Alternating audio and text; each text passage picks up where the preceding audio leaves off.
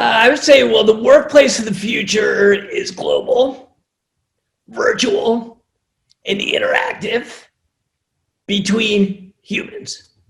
No more focus on gender. This is the future. Skin color, language barriers, just humans. People working together, leveraging technology to bridge language, cultural gaps to make the world a better place. Hi, and welcome to another episode of the peopleHum interview series. This is your host Neha at peopleHum. peopleHum is an end-to-end, one-view, integrated human capital management automation platform, the winner of the 2019 Global Cody Award for 8PM that's specifically built for crafted employee experiences and the future of work. We run the peopleHum blog and channel that receives more than 200,000 visitors a year, and we also publish several interviews with well-known names globally every month. We have with us today Mark Parsells. Mark is the founder and managing general partner of Montpelier Ventures, where he coaches CEOs and senior executives on maximizing individual and organizational performance. He also advises lower middle market companies on M&A transactions, leveraging data to ensure fast, high-value transactions to both buyers and sellers. He's a world-class operator with over 30 years successfully running both traditional offline financial services companies and highly technical fintech businesses. He serves extensively on a variety of public, private, and non-profit boards. Mark is an original member of Marshall Goldsmith's Global Top 100 Coaches organization and is certified in Marshall Goldsmith Stakeholder-Centered Coaching and Talent to Value Coaching, founded by former Blackstone CHRO Sandy Ogg. Mark was chair and CEO of 3 successful private equity-backed fintech companies, and he has served as president of Citibank Online, the #1 ranked online US bank, and ran Citi's global online banking technology group in 53 countries. He was a board member of MIT Sloan School's Global E-commerce Board and Citibank Delaware. Mark's turnaround of the US online banking business is a case study by MIT Sloan School of Management Dean Glenn Urban and is a chapter in his book, Digital Marketing Strategy. He lectures on the case at 10 business schools, including MIT, Harvard Business School, and Cornell Johnson Graduate School of Business, where he served as a visiting executive. Prior to Citi, Mark was general manager of Bank One, now Chase Revenue Services, successfully turning around performance. Profit increased from $60 million to $220 million in 24 months. Mark was instrumental in creating the first Data Privacy Bank One's first chief privacy officer and created the Bank One Privacy Council. He also served on the board of the Bank One Insurance Services Company. So Mark, that's a highly impressive journey and certainly many feathers to your cap. So congratulations on your success. And I'm truly looking forward to hearing more about all that you do over the next few minutes. A heartiest welcome from me to you on peopleHum. Thanks a lot for being here. Thank you. Thank you very much for having me, Senya. And it's nice to be here. Thank you. The pleasure's all ours, Mark. So jumping into the interview, I want to ask you, you've worked with senators, led large organizations, and now you are a leadership coach yourself. You run an M&A advisory company. So can you tell us a bit about your journey and motivations to do what you are currently involved in? Sure. So I was the youngest of 4 boys. My grandmother was a CEO very early. She ran a nursing home chain. My father actually started out as a minister. He was a preacher. And so we lived in a very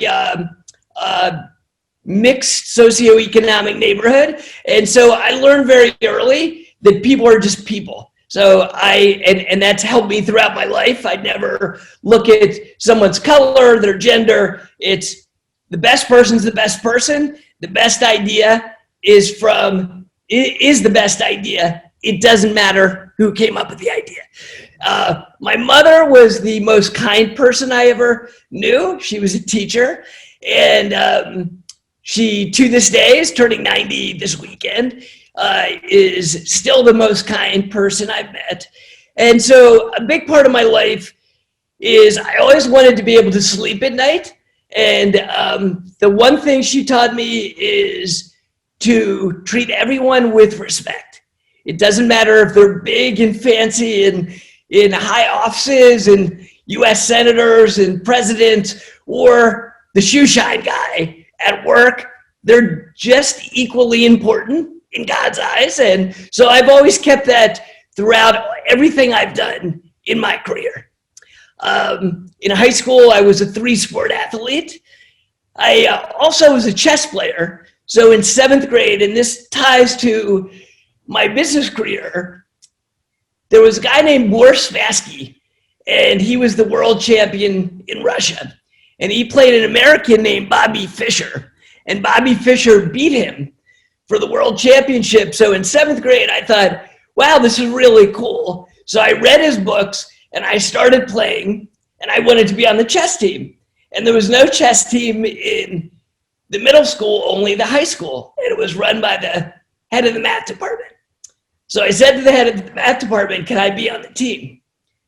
He said, you're in 7th grade, of course you can't be on the team. I said, what if I play you and everybody on the team and simultaneously, and if I beat you all, because that's how Bobby Fischer trained, if I beat you all, will you let me on the team? So he laughed and he said, oh, okay, that'll be really, and I ended up coming in the second in our state. We have 11 million people in the state of Pennsylvania where I lived.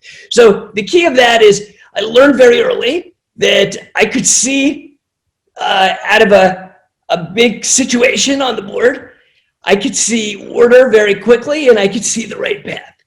And that's been very important throughout my life as a turnaround guy, as a board member, as a coach, you know, and you know, we can talk about you. You tell me what you're facing right now, Senya, and we'll figure out what the right path is. So that's a little bit about early on.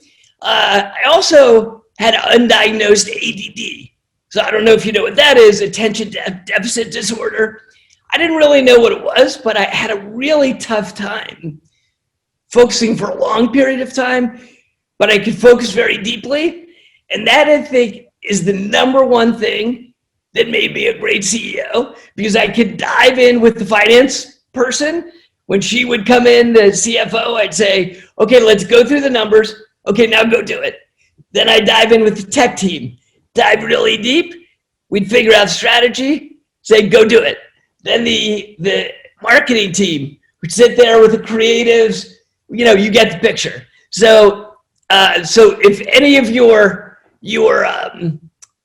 people who are watching this actually have ADD, never think of it as anything but a strength. And because it really is a strength as a general manager. So that's a bit early on. Very quickly, I went to Emory University in Atlanta for undergraduate. Then I worked in the United States Senate for John Heinz. If you ever heard of Heinz ketchup or Heinz, he was H. John Heinz III. So he was a billionaire. He was the heir to that. He was the only billionaire in the Senate at the time. And I had a fancy title. I was special assistant, but I was his bag carrier. But that was the best. And I thought, hey, just people too. You know, they may be high and mighty when you see them, but when they need something, they come to you just like anybody else, right? And so that gave me a lot of insight. You know, I met Margaret Thatcher. I met, you know, our president at the time. I worked in a presidential campaign.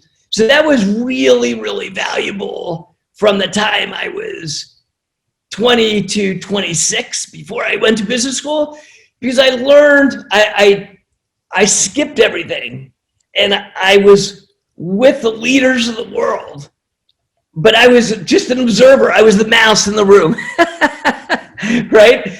And so, but that experience was great. You in a sense right now are getting, you know, like I'm 61 now, you know, and so, but I'm just like you. The difference is I'm 30 years older, right? So that's a great experience to get at your age.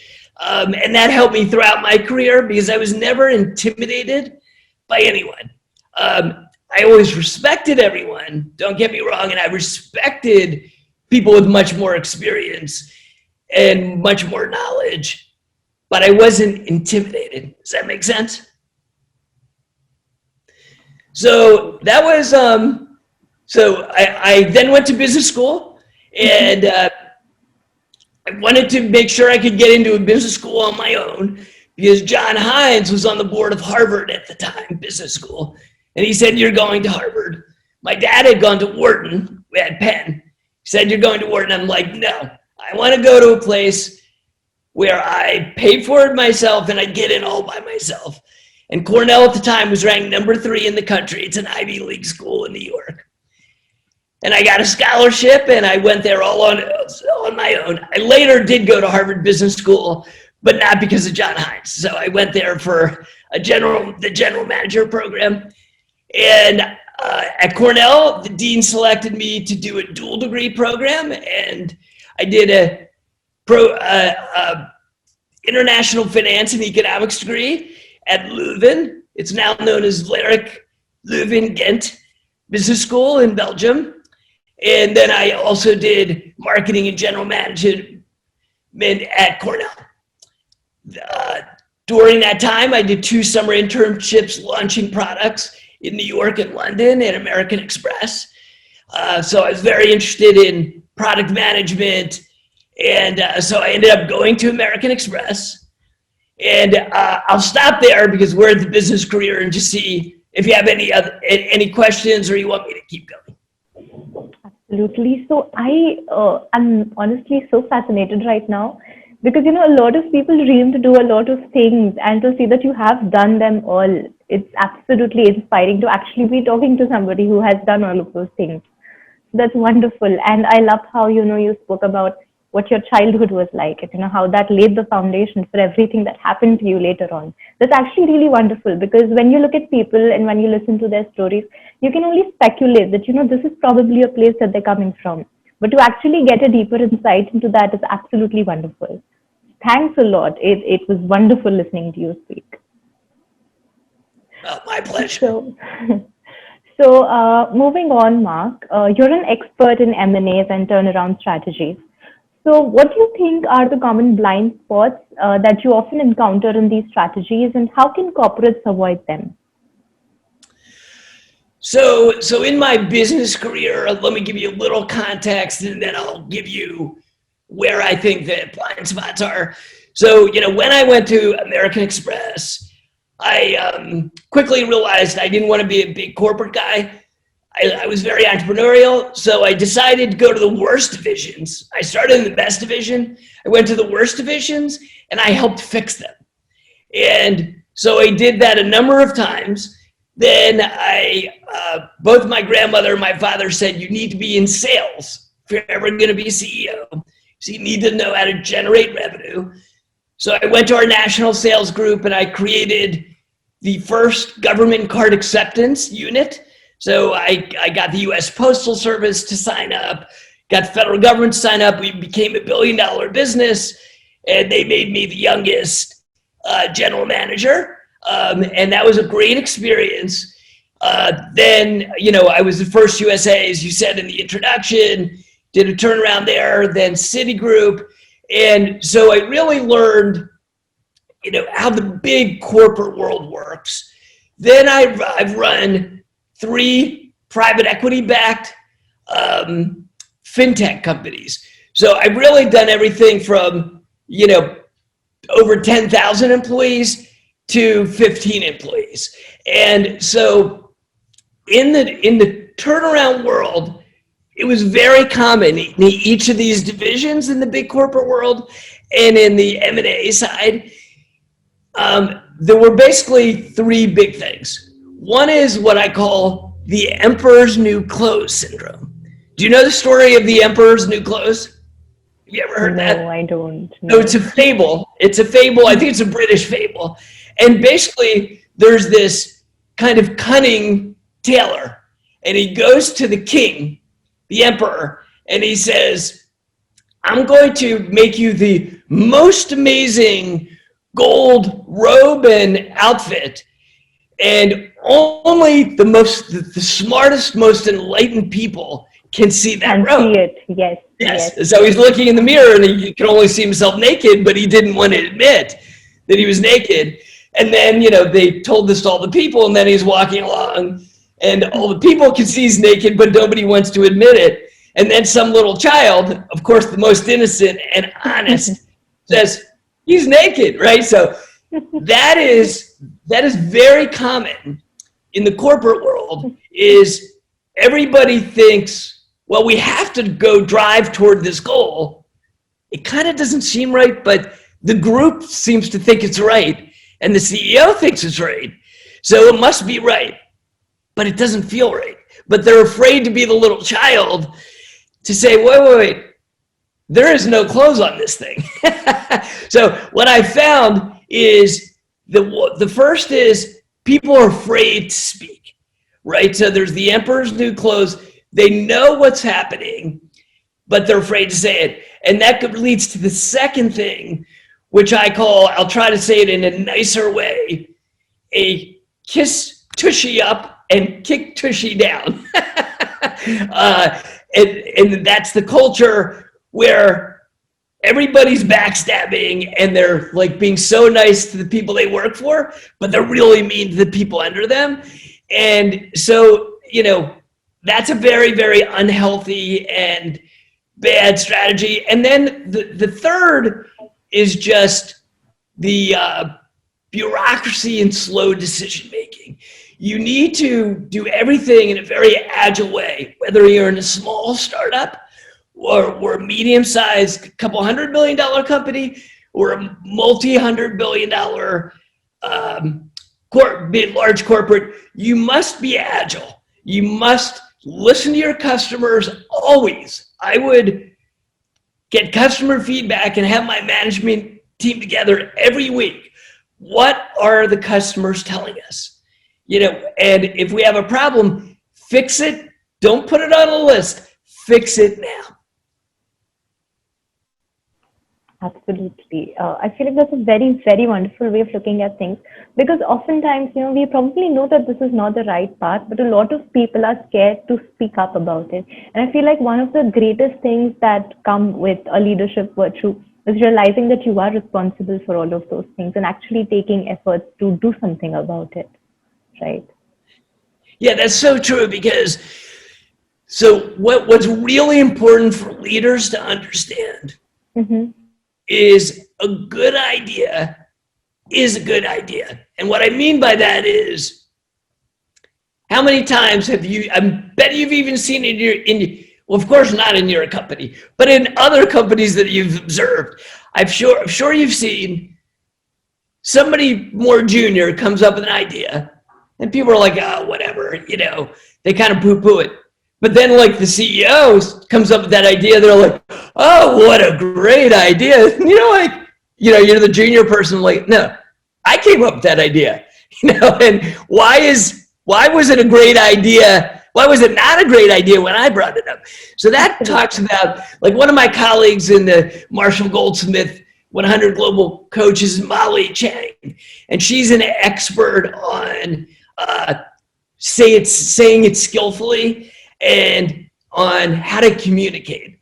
And for leaders that don't understand the importance of respect and communication with their people will fail 100% of the time. Absolutely. And that does give a lot of insight into, what it actually means to be a leader. So when we talk about leadership, I've always been of the firm belief that even though leadership is a very universal term, it's actually interpreted differently by different people. And not just that, it also is perceived differently during different timelines. So what it means to be a leader today is probably very different from what it meant to be a leader 10 years ago. Right? Because also when we talk about people and, work cultures, we've come to understand what we want from our leaders. And all of that also goes into defining who a good leader is. Yeah, I think that's true. And I think one of the big differences is that there are a lot more people in the pool, right?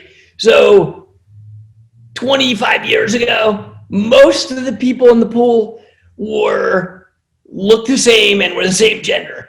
But remember how I grew up, I never thought that way, but that's just of the pool of people, that's who it was. Kind of feel like the world's catching up to where I was, like What's great is there's a much bigger pool now, right? And so the leaders who are not leaders of today and haven't adapted don't understand it's not, you don't just choose somebody because they look like you and you play tennis or cricket with them down at the club.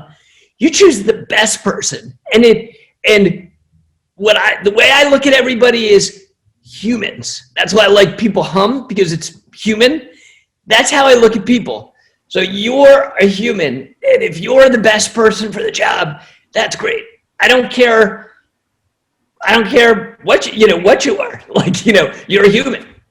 Absolutely. That's a wonderful thought to have, Mark. And it means a lot to all of our viewers and listeners for it to be coming from somebody like you. Because, again, not to tread on the same path that we just discussed, wherein, people look for validation from slightly better established people. But just to put it out there and see that, somebody of your stature has also gone through something like this and realizes the value of it. I'm sure you've given us a lot to think about today. Thank you. Thanks a lot for that. Sure. So again, I have asked you a lot about M&A. So we rarely get an M&A expert and a CEO coach together in one.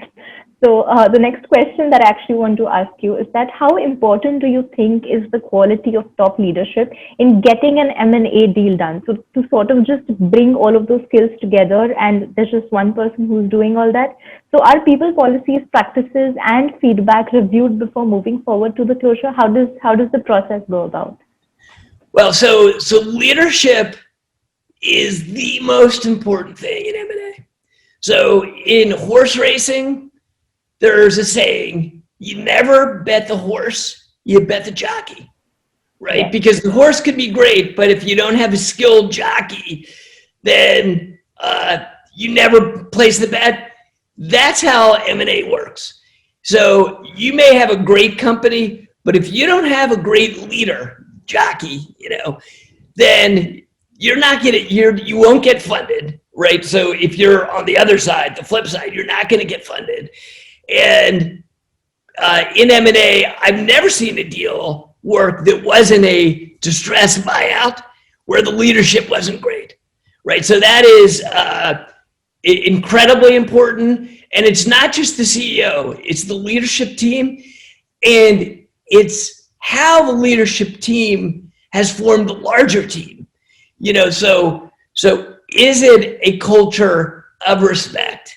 Is it a culture where truly the best people are in the jobs, not just people that look one way or another? And that goes both ways, not just all women, not just all men, not just all brown people, not just all white people, but humans. Is it a great culture?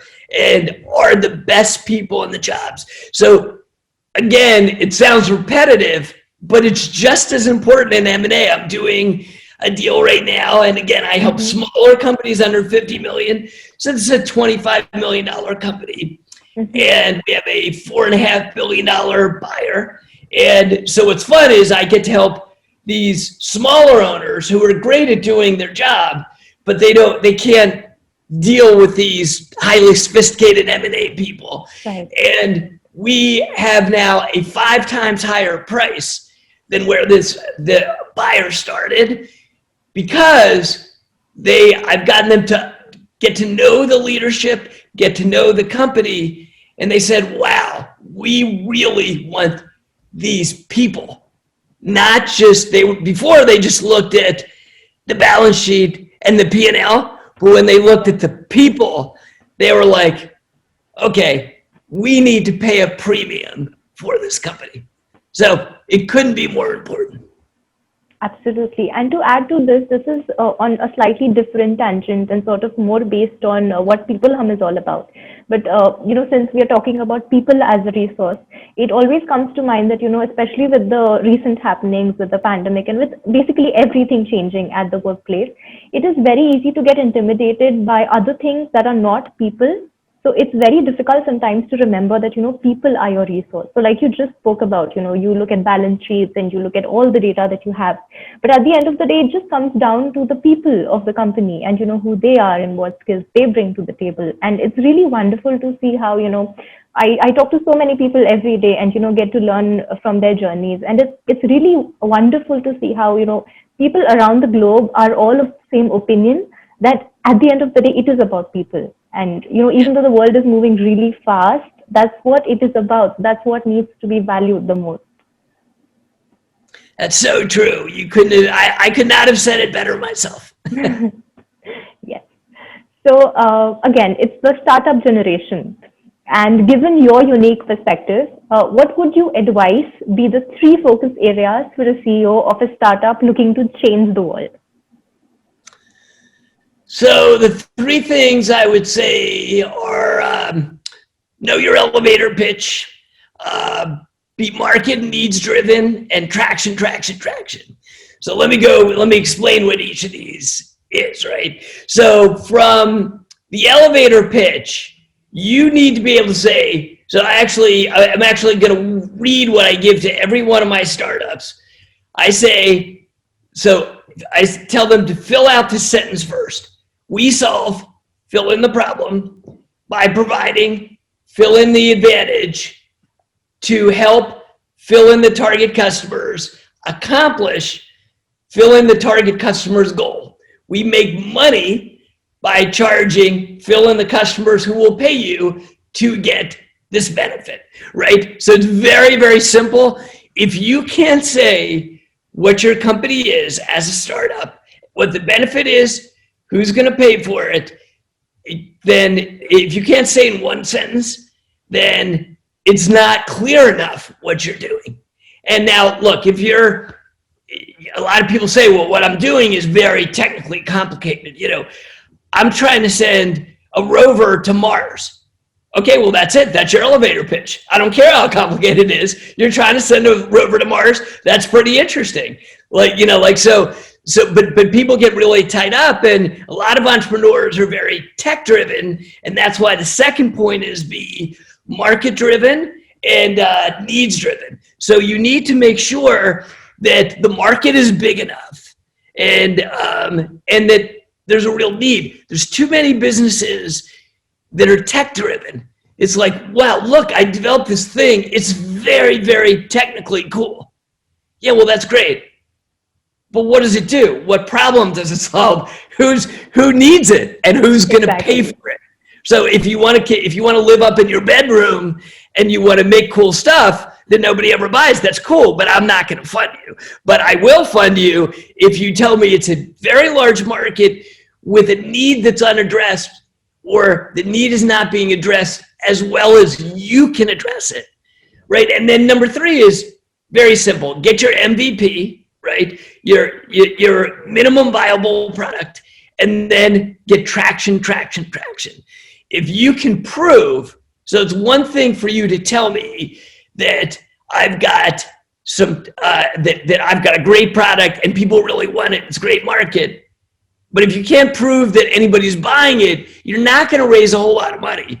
That's why I like these kind of sites that are GoFundMe type sites, where if you really have a concept, just do an MPB, get out there, see if anybody's interested. And if they are, then start building a pitch around that, right? So, and that's for very early stage. Makes sense? Absolutely. And that's a very nuanced answer. That just goes to show the years of experience and knowledge and thought that you put into what you do. Because a lot of people, especially those who are starting out in their careers, I feel like the advice that you've given is very, very valuable for them. And I can vouch for that, because this is something that you really need to think about, not just on an individual level, but also on an organization-wide level, because our priorities keep changing, the markets that we cater to keep changing. And this is something that, even if done annually, can make a huge difference to an organization's success. Yep. Absolutely.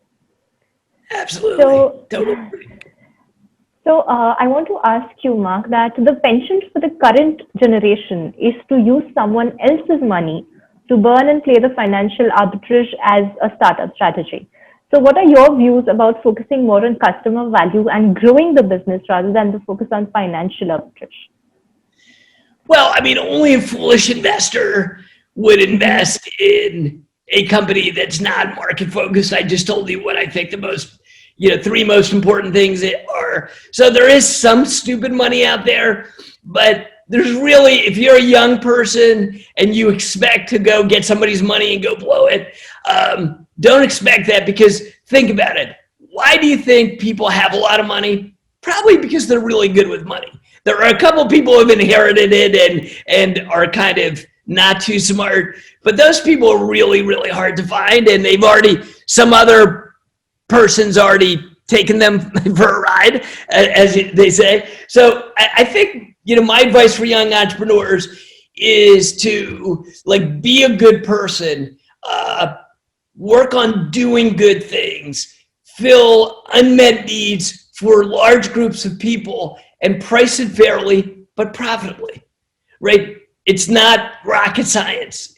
So my advice, I'm not going to tell you anything that's great, I'm not going to tell you anything that's complex. I think that's very straightforward and simple. But there are a lot of people who want to make a fast buck, and it is possible. You can, be a flash in the pan, as they say, and you can make a quick buck, and some people are making that in Bitcoin and everything. And but I'm not sure what your reward is, because I can tell you, having made a fair amount of money in my life, it doesn't matter. It really, it helps a little bit, but after a while, it's all about people still, even outside of work. What is life if not about people, right? And so just, I really encourage entrepreneurs to not try to focus on, if the way you're going into a business is saying, I'm going to use other people's money to make a lot of money for myself, don't do it, because it's going to be a waste of time. You're going to end up disappointed. Your investors will end up disappointed if you get any money. But do what I said, is be a good person, do good things, meet needs that are unmet, and make sure you can make some money, because you do have to be able to fund it. Absolutely. Thanks a lot for that. We have a lot of entrepreneurs and new business owners listening to this right now. So I'm sure we have all had that thought at some point, but it's very nice to have somebody check our reality for us and tell us what their years of wisdom has told them, and sort of learn from them. So that's amazing. Thank you. Sure. And lastly, Mark, do you have a quote that defines what you think about the future of work, workplace, and you? I would say, well, the workplace of the future is global, virtual, and interactive between humans. No more focus on gender. This is the future. Skin color, language barriers, just humans. People working together, leveraging technology to bridge language, cultural gaps, to make the world a better place. Absolutely. I don't feel like we could have ended this interview on a better note than that, Mark. Thank you so much. It has been truly an amazing experience talking to you today. And it was wonderful to learn about what you've done in life. You've certainly done a lot, and that's very, very impressive. I wish you all the success in the years to come. And thank you so much for giving us your time and knowledge today. It was wonderful.